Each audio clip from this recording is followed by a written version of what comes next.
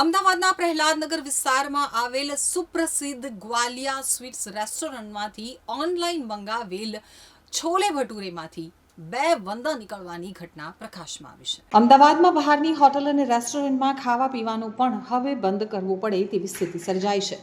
કારણ કે શહેરમાં આવેલી હોટલ અને રેસ્ટોરન્ટમાં ખાણીપીણીની ચીજ વસ્તુઓમાંથી ખરાબ વસ્તુઓ નીકળવાની ઘટના સતત ચાલુ છે. શહેરના પ્રહલાદનગર વિસ્તારમાં આવેલ પ્રખ્યાત ગ્વાલિયા સ્વીટ્સ નામની રેસ્ટોરન્ટમાંથી સરખેજના પરિવારે ઓનલાઈન છોલે ભટુરે મંગાવતા તેમાંથી 2 વંદા નીકળ્યા હોવાનું સામે આવ્યું હતું. તો મ્યુનિસિપલ કોર્પોરેશનના ફૂડ વિભાગમાં ફરિયાદ મળી હતી, જેથી ટીમ દ્વારા ગ્વાલિયા સ્વીટ્સમાં તપાસ કરવામાં આવી હતી અને રૂપિયા 25,000નો વહીવટી ચાર્જ વસૂલ કરવામાં આવ્યો હતો.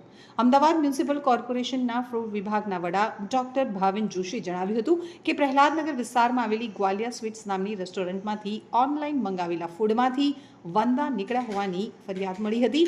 જે ફરિયાદ મળી તેને લઈને તપાસ કરવામાં આવી હતી અને રેસ્ટોરન્ટ પાસેથી રૂપિયા 25,000નો વહીવટી ચાર્જ વસૂલ કરવામાં આવ્યો હતો.